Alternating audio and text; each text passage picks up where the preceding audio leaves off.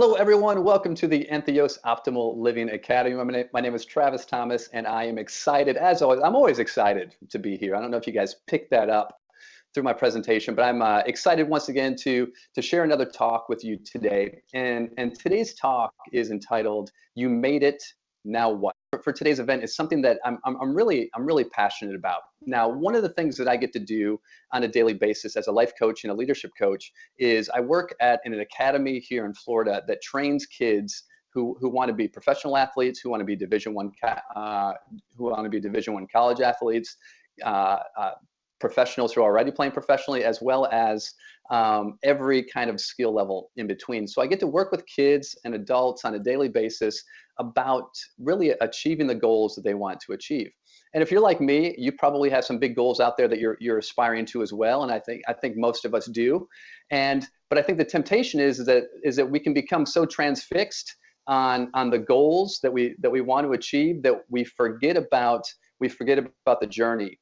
And we don't connect the dots from why we actually want a goal to why is that so important to us, and how do we actually bring a sense of purpose and joy and peace to where we are right now while we try to achieve the goal. You know, I think I was most inspired to do this talk a few years ago. I had a chance to sit down and talk to a very professional former professional baseball player, and he was a pitcher, and he'd been very successful, and he had a great career. And if you were, if you were a kid growing up wanting to play baseball, you would look at his career and say, I would take that career in a heartbeat. And he was a couple of years removed from being a player. And I had dinner with him one night, and he just very openly and authentically said to me, he's like, you know what? He's like, I'm in my 30s. I did the thing that I wanted to do, but I don't know what to do with the rest of my life. And I think that happens so often, that we become so addicted or obsessed with these goals that we want to achieve. And let's say that we actually achieve them. Now what? Who are you when you achieve that goal? And so what I want today's talk to be about is, how do we have this sense of who we are today is really no different than who we're going to be when we achieve those goals? And how can we look at goals in a way that is sustainable to our joy, peace, and happiness? And so if you ever catch yourself in this mindset, here's a quick way to notice it. If you catch yourself playing the game of thoughts like when I, or if only is living in the past, if only that had happened, I'd be so much happier. Or when I achieve this goal, or when I get this, or when I get into this school, or when I get this job, or when I get this promotion, or when I get this paycheck, or when I get this spouse, or when I get you guys get it, right? I'm guilty of it too. And we get caught in this, well, when I get that, then I'll be healthy. But what about right now? What about right now? So whether you get to that mountaintop or you don't, how do you live with a sense of purpose and joy and peace and authenticity? And that's what we're going to talk about today. And so my big idea number one is, you always have to define your purpose. Define your purpose. If we get so distracted by the goal that we don't have a clear sense of why we're trying to achieve something, when we get to that goal, it's just going to be empty. And there's been so many examples out there, whether it's been CEOs or leaders or athletes. Todd Marinovich, in his ESPN 30 for 30 film, talked about once he became a successful NFL quarterback, he had no motivation to continue. And then his whole game fell apart because he had achieved his goal, but there was nothing deep. There was no intrinsic ties connected to that. It was just this goal that really wasn't connected to a sustainable sense of peace and purpose. And so we have to look at our goals and go, why do I really want to achieve that goal? Which always comes back to, what is my purpose? What is my purpose? What inspires me? What excites me? And how is my purpose connected to the goal? And if you can't make that connection of why you do things to the goal that you're trying to achieve, that's worth looking at. There's probably a disconnect there. And we'll talk more about that as we go on. Big idea number two is something that I'm super passionate about, and that's our rites of passage. Now, in Western society, when you think about our culture in Western society, we don't have from child to adolescent to adult, there's not a real clear process of what it means to mature and become an adult. So if I were to ask you, when did you know that you were an adult? What might you say? And there's no clear, unless you're in a specific religious system or a background where that ceremony exists, most of us are never asking that question. We get into the school pipeline and it goes from school to you need to get into this college and then you need to get this job so that you can have this kind of lifestyle, but we're never asking the question why. So when you think about it, I think we're in our society, we're really missing this opportunity for what does it mean to have a sense of purpose or a sense of contribution. So if you were to ask yourself, what is the gifts, what are the talents that you are contributing to the world, or you're contributing to your family, or you're contributing to your community, what would you say and how are you using them? Or have you just been so distracted with these extrinsic goals that really aren't connected to the contribution that you're making? So I think we need to go back and look deeper at how are we raising ourselves? How are we raising our children? How are we raising generation to think about what are the bigger questions of what are we ultimately trying to achieve and what's our contribution, me individually, that I'm making for the greater whole, to the community. And if I can align my gifts and talents of contribution with the things that I'm good at and the things that I'm excited about, well, it was going to be impossible for you to have huge success if you're doing that. But if you're trying to force yourself to like something or be passionate about something that doesn't reflect your purpose, your passion, or your talents, there's going to be that emptiness. And there's going to be that emptiness when we actually achieve that goal, that's actually going to feel empty. Big idea number 3, the intrinsic versus the extrinsic. Now, some of you may have heard there's a new term out there. It's about 10 years old now. We all know about the midlife crisis, but now we have what's the quarter life crisis for young adults in their mid-20s to later 20s, 30s, where they're already realizing that they have played the game right. They did well in school. They went to the right colleges and universities. They got the right corporate job. They got up the ladder. They're making the money, but they're reflecting and going, this is all there is to it. There's got to be more to life. And so they're having these quarter life crises. You may be able to relate. You may have experienced the same thing. And so we've got to be really clear with the difference between intrinsic and extrinsic goals. We have to start with the intrinsic. We have to start with the roots.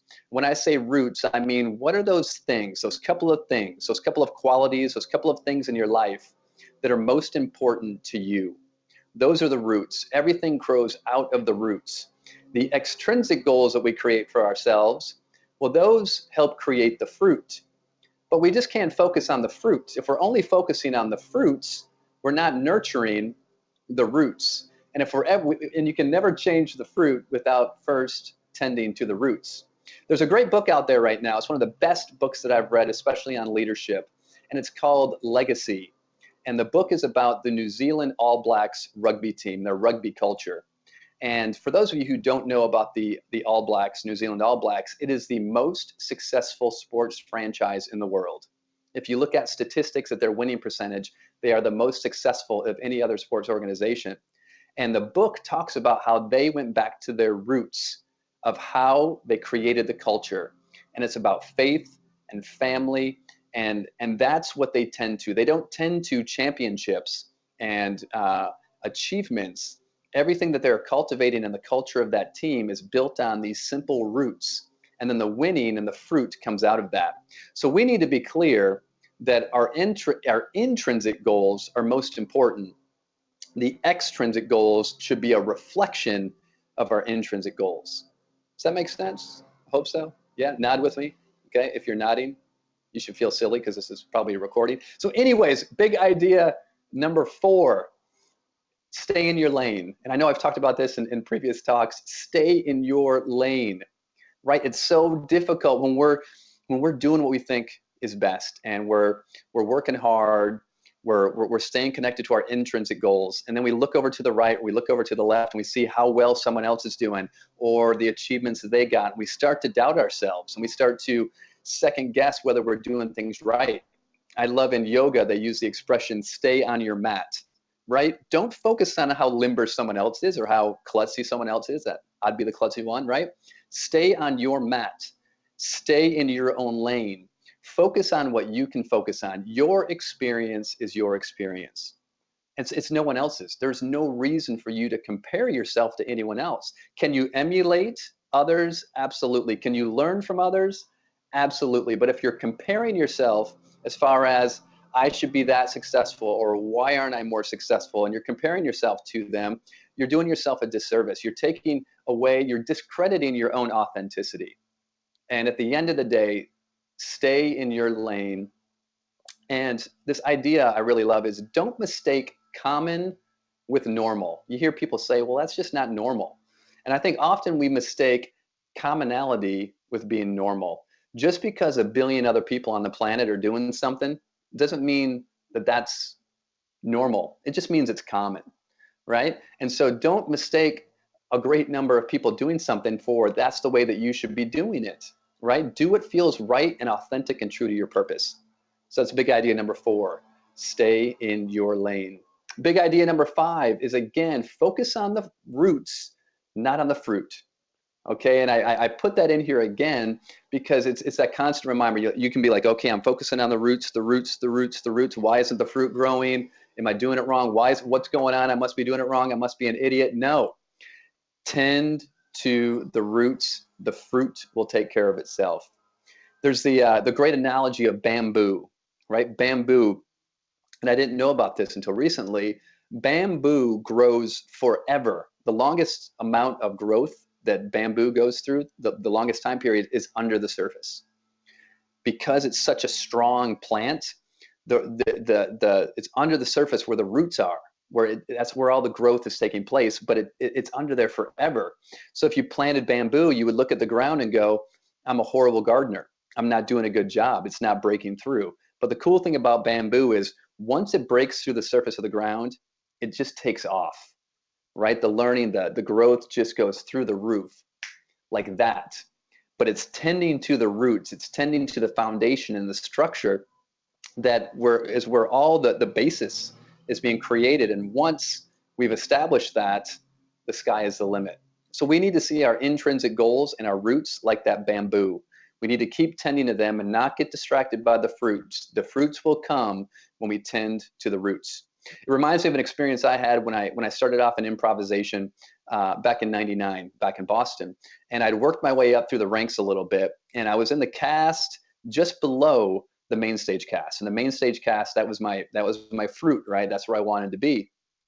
And I got so obsessed with, how am I doing? Am I getting there? Am I getting there? Was that a good show? Was that a good rehearsal? Am I getting there? Did they see that? Did the directors see me? Right? I got so obsessed with wanting to progress to that level of fruit that my consistency in shows was so up and down. It was a roller coaster. And I remember getting, kind of having a one-on-one with the director, and she's like, sometimes you're great and sometimes I don't know where you are. And that was really hard feedback to get because no one, I'm like, wow, sometimes I stink. And I'm like, what is it? What is it? And I realized I was sitting on the subway and I realized, I've taken the joy out of this thing. I love improvisation. I do it because I'm passionate about it and I love it. But I've taken the joy out of it by focusing on getting to the next level. And I remember having this moment, and I'm not someone who swears a lot, although my daughter says I do. I don't know why she does. But I remember just thinking to myself, you know what? I'm going back to why I started improv in the first place, because it's fun. And I can't control how far I get, and I can't control what happens, but you know what? F it. All right, I probably said the real word, but for this sake, F it. I just remember, F it. I'm just going to show up each week, each rehearsal, each show, and just have the best time I can have. And just have a good time and just have fun. The crazy thing is that kind of became my mantra. Like, all right, just F it. Go out and have fun. Just have fun. 6 months later, I get called into the offices by the 2 gentlemen that owned the theater, owned the club. And I thought, you know what, they're letting me go because my performance clearly, So they sat me down. It was really awkward. They're sitting in 2 chairs. I'm sitting in one. And they're like, so Travis, we've been noticing you a lot recently. I was like, okay. And they're like, you've been really, really strong these last 6 months. Are you interested in moving up to the main stage? And I was like, I thought you guys were going to can me. And here I was getting promoted to that goal that I wanted to achieve all along. But I quit thinking about it. And I just went back to the roots. And the roots for me was just having a good time, playing and having a good time, going back to my roots and letting the fruits take care of itself. All right. So if you need to F it a little bit with some of your extrinsic goals and fruit, go back to your roots. So big idea number 6 is actually a 2-parter. All right. So big idea number 6 is expression, not profession. Your purpose is not what you do. All right. It's not your title. It's not the achievements, right? It's why you do what you do. Your purpose is intrinsic. It cannot be taken away. It can't be touched. All right. Your job, your title, your achievement, those are extrinsic, but they're not your purpose, right? It's why you do what you do. I love, Deepak talks about, we're human beings, not human doings, right? So your purpose is your beingness, right? Why you do what you do, and it's untouchable, right? So getting attached to something that if you can be attached to it, well, it can be taken away from you, which leads us to big idea number 6.2, which is if it can be taken away, it's not your purpose. If that thing that you are so attached to can be taken from you, it's not your purpose. It's not your purpose to be a parent. It's not your purpose to be a CEO. It's not your purpose to get on Saturday Night Live. It's not your purpose to be a professional athlete. Those are extrinsic goals that you might have that tie back to your heart, your soul, your intrinsic goals. Those are untouchable. The desire to be a parent can be expressed in many, many ways beyond just being a parent to this child or that child. Wanting to be on Saturday Night Live can be expressed in lots of different ways back to the intrinsic, not just the extrinsic expression of it. And if you're just doing a job for the promotion or the title, no matter how successful you are, at the end, it's just going to feel empty. So your purpose is untouchable. So you have to ask yourself, how do you define your purpose right now? What are you most passionate about? And always going back to the intrinsic goals, focusing on the roots, not on the fruit. Big idea number 7 is, who are you on fire? If you really want to get a clear sense of what your purpose is, think about, who are you when you're on fire, when you're in the zone, when you're just loving life. And you might say, well, that's I can't make a job out of it. Well, don't go there yet. Think about who you are when you're most alive, most passionate, most on fire, when time stands still or just breezes by. Who are you and what are you doing and how are you expressing yourself? If you can articulate that and identify that, that's going to get so much closer to your purpose than trying to find it in something outside of ourselves. All right, for me, standing on a stage and improvising, doing this is on fire. I love it. So I have found work and I found all these crazy different opportunities that allow me to do this, but I never know how it's going to get done. And I never know in what title it's going to be called, but I know I get the chance over and over again to express my purpose and to live my purpose and to do things that I'm passionate about. So think for yourself, who are you when you're on fire? Big idea number 8, palm trees bend, but don't break. Just realize that rhymes. Big idea number 8, palm trees bend, but don't break. Wow, I'm kind of a white freestyle rapper. No, I'm not. So anyway, big idea number 8, palm trees. Wayne Dyer uses this analogy about the palm tree. The palm tree can weather the storm, weather the hurricanes, bend all the way back down to the ground, but not break. A big oak tree, right, is not the same thing. So the rigidity, the flexibility of the palm tree compared to the rigidity of, let's say, an oak tree, right, in a hurricane storm. The palm tree succeeds and overcomes because it's so flexible, right? It can be bent all the way back, but it doesn't break. And when it comes to us and our purpose and what we're attaching ourselves to, we need to have that same flexibility. Again, when we accomplishment and we don't get it, right, we ask ourselves, who are we now? Who am I if I don't accomplish that?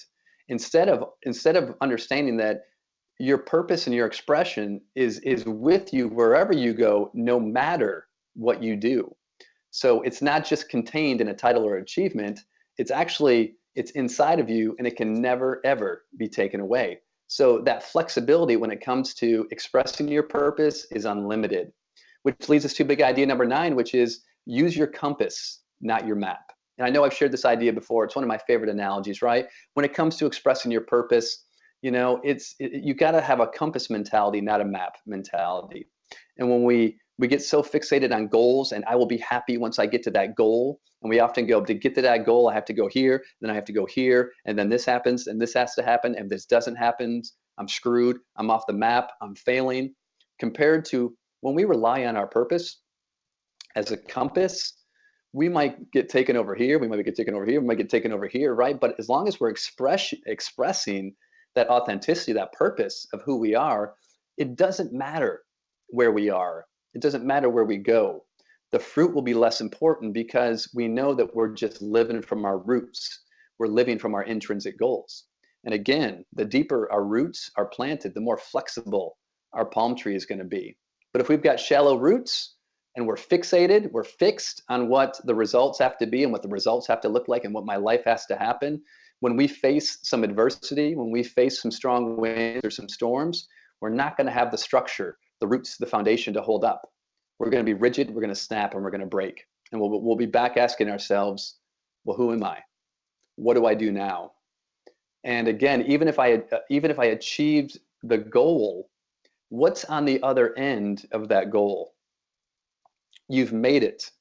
You achieved it. Now what?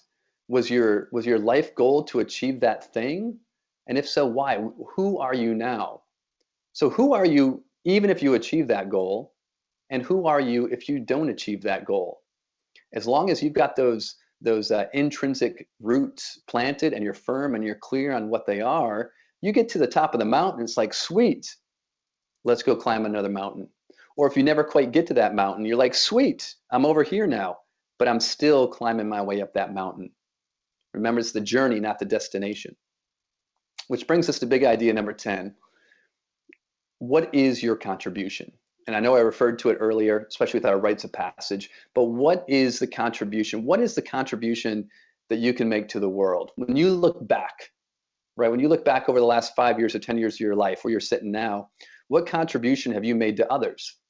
How have you taken care of yourself? And how have you contributed to others, friends, family members, where you work, the community? Has it been all about you? And if it is all about you, I'm going to make an assumption that there's a certain hollowness that goes with that success.